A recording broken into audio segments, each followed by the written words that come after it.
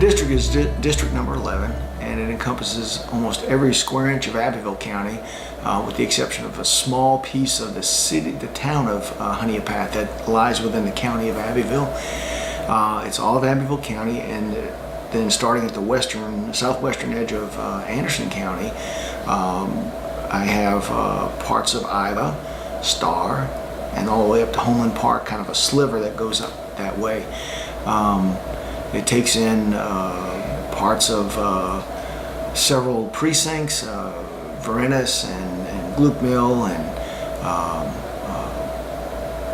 Flat Rock and Grove and some of these precincts up in that way. But the 37,000 people that I represent, 25,000 live in Abbeville, 12,000 in Anderson County. It's a pretty good sized county. When I go out and make a circuit trip around the district, I put on about 108 to 110 miles when I do the whole circuit. So it's pretty big. It's kind of interesting talking to some of my colleagues in Columbia that they just have like neighborhoods, especially the ones that I said, no, I got a large area, a land area. So it's probably one of the largest areas in the state, I imagine, land-wise. So for a House district, but been there, got elected in 2012. Began serving the district right after that. It's kind of odd that the House districts start the week after, as soon as the election is certified, then you start your term, which they don't wait till January. You can get sworn in locally, which is what I did. About a week and a half, 2 weeks after I got elected, I got one of the local judges to swear me in. So it's kind of a neat thing. So. Why did you want to do this? I mean, why you're a businessman, you're already pretty busy. Why did you want to get involved in political life? I got to a point where I had been active in politics for a long time here in Abbeville County. I was Republican Party chairman, which there wasn't a lot of Republicans here. It was a Democrat, vast Democrat majority here. And but I wanted to present them with a two-party system, and we were able to do that, I think, in Abbeville. We got some county council members elected as Republicans. Then they all lost their seats, and it was Democrat again for a while, but now we have 3 on the county council out of 7 seats in Abbeville County. When I decided to run for office, my predecessor was Paul Agnew, and he's a dear friend of mine, and he had announced that he was not going to seek office again. Well, as party chairman, I was looking for a candidate, thought I had found one, and I thought we could take the seat and flip it to the Republican Party, mainly because of the Senate election that had taken 2 years before had taken place, District 10, which is Abbeville, Greenwood, part of Newberry, and Lawrence County. So in the Abbeville County, the Republican had outpolled the Democrat senator by a good bit, and I was like, wow. It's the first time I've ever seen us do that with a state house or state senate race. And I said, now's the time. So I went out looking for a candidate. He had small children, and he really, he's a family man, and so he decided he did not want to seek office at this time. And but my children are grown. I have 2 daughters, and they were both grown. And I'm in a good place, and even though a business owner, and it would be a sacrifice, I decided that I wanted to run for office to help the people in the district. I thought I could represent them, and being part of the majority party, the Republican Party, I could probably get more things done for them in Columbia. So you've done it a while now. Is public service what you expected it would be, or? It's in a way, yes, and in a lot of ways it was a real education. You learn a lot of things that I think in your mind you formulate what it's going to be like in Columbia, and I'd been around politics for a while, but once I got down there, it was much different than I thought it was going to be. And but once you understand that you should make friends with your colleagues. They can't vote for you though, but you still want to get them to know you and know that you're not out to just get what you can take, and that it is a give and take when you are fighting for your constituents. in Columbia. If you have a certain piece of legislation that's vital and you go around and talk to your colleagues, if they don't like you, it's not going to get passed. Or if they know that you're just grabbing or you get a bad reputation, they're not going to help you. You have to get allies and friends. And I think it's the people in Columbia. It's been really great to know them and come to know them. The ones that get elected the same time you do, you become kind of brothers in the battle and sisters in the battle, if you will, because we have some very able ladies in the legislature do a terrific job. And but those are your comrades, and so you get a special bond with them. And as you go along, as other people retire, you kind of move up the chain in seniority, and so you naturally gain more influence. So it's been fun. It's been like I say, a real education on how things work. You think, oh, I got a bill, I can just go down there and I'm going to rattle the cages down there and I'm going to change the world. It doesn't work that way. And even though it might be a terrific idea, if you don't set that groundwork, you're not going to get it done. And so you have to go down there and get to know these folks and become friends. What are some of the big issues that directly affect your district that are going on right now that you're having to deal with? Well, one of the issues that is the big issue in South Carolina and does affect part of my district is the nuclear power plant problem that we had last few years. Last year it came to a head, and the SCE&G does serve customers in Abbeville County, and their rates have been going up and up and up the last few years, and now we find out that they were kind of lying about the progress they were making on the reactor, and also what the costs were and the feasibility of it. And now we're in a big mess, and it's not an easy one to fix. There's no quick fix, and people are gonna have to pay, unfortunately. In the state, all taxpayers will have to pay for the Santee Cooper part, and but you can't make $9 billion disappear, unfortunately. But that's one of the big issues here. Some of the other issues that we've had basically are local issues as far as allowing. We did back when Senator Odell was alive. We put in a bill to expand the Starr Iva Water system into Abbeville County. There's a school in the northwestern part of Abbeville County that does not have an adequate water supply.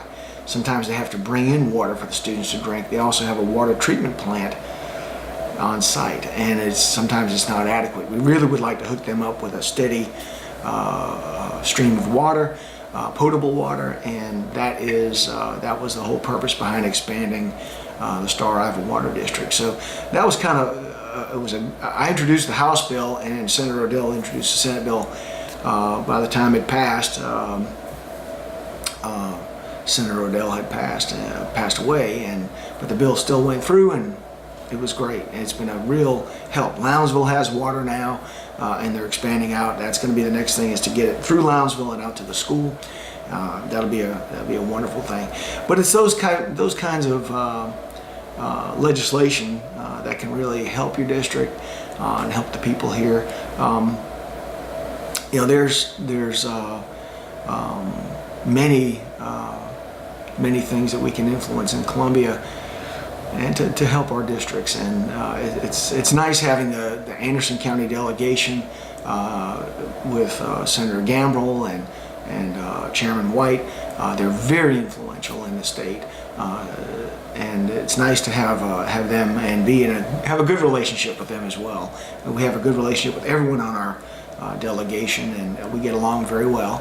And so I feel like if I need to, I can call on them to help. So that's nice. And that was my next question. From people I've talked to around, Anderson seems to have one of the best legislative delegations in terms of cooperative effort of anybody in the state. Has that been your experience? Yes. Our delegation is fairly tight-knit, and you look at some of the ones from other counties that have large delegations, and some of them don't even sit together. We go down as a group every time after an election in the State House. They put every county in a fishbowl and they pull them out, and you get to be seated on the floor. If you come up first, you pick any seat you want, and your delegation gets to go there. Some of the delegations don't even want to sit together, and I'm thinking that's really odd. But we always stick together, and we have a good camaraderie and respect for each other. It's been wonderful. Y'all are constantly working with economic development folks. So for economic development, I mean, people sometimes forget legislative delegations is a really important piece to the puzzle of economic development in Anderson County. Absolutely, and that's one of the things that I've always said is that I want to help make, as part of my my being in the State House, South Carolina the best state to do business with in the United States, and our district to be the best district to do business with in South Carolina. It's about business, it's about jobs. I think that's the key to make it business friendly. Now, you don't want to, give them carte blanche, but you also want to make sure that they have the ability to prosper. They provide jobs. Jobs provide income for our residents, and the more jobs available, the better the wages. And I think that helps us to build the American dream. And I think it's we're one of the last places in the country where you can start without anything, and you can have a home, and you can have a car, and you can live the dream. And it's one of the few places left where property values are fairly decent, and you can get a fairly nice house for a good price instead of paying $750,000 for a hovel in California or New York. Here you can have a very nice house for $150,000.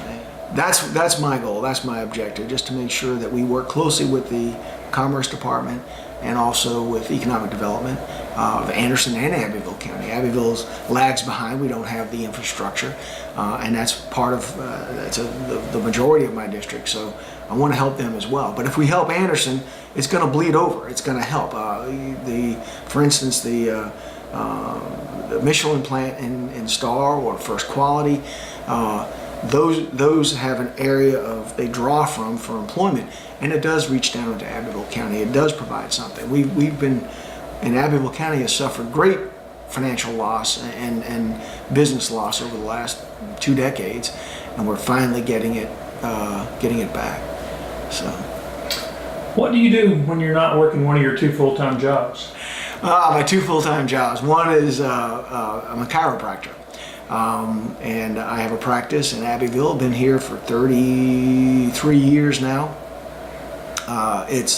It's something that I got into because it helped me so much, and I was a teenager and got help through chiropractic, and said, man, this is something I got to do to help people, and I became one, and moved here with my at the time I was a young man with my young wife, and moved to Abbeville in 1985 and set up practice here. Been here ever since. Over the years, I've had different roles in Abbeville County with the Chamber of Commerce and the Abbeville Youth Athletic Board, and I did Release Time Christian Education. I was the director of that for a while. So, I've worn a lot of hats around, but it's a small area, and, you can influence a lot of people by that and help a lot of people getting involved in your community, and it's been fun. It's been a real adventure. The folks here are terrific in this district. They're hardworking, honest people, and they want to have an opportunity for improvement, job growth, and a better home, better car. Who doesn't? But that's what we want to try to influence as best we can. But I'm also a husband. My daughters are both grown, and they live. They're nurses. One graduated from Clemson, the other one from Lander.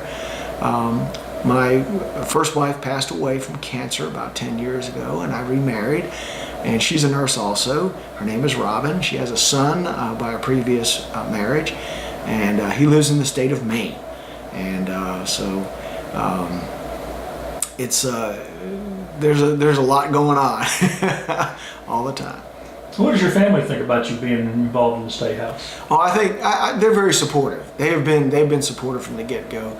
My wife especially helped with my campaign, every campaign that I've been in, especially the initial one and the second one, which were very, very tough races. But my daughters are very supportive as well. My stepson, and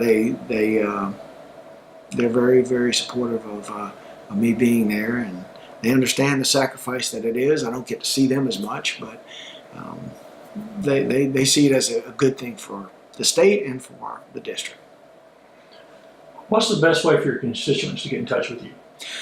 They can call me at home. I always list my home number. I do a column usually each week when we're in session in the local newspaper. It's a small town newspaper.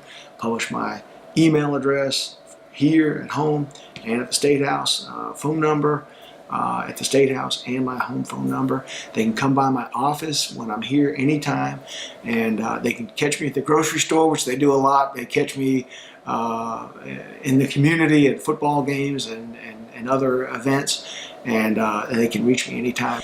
And I'd love for folks to be able to get in touch with me. I like to get feedback from my constituents, and if they have problems with state government, that part of constituent service is really very rewarding for me. You can a lot of times help someone through their difficulty by finding the right contact in the state government.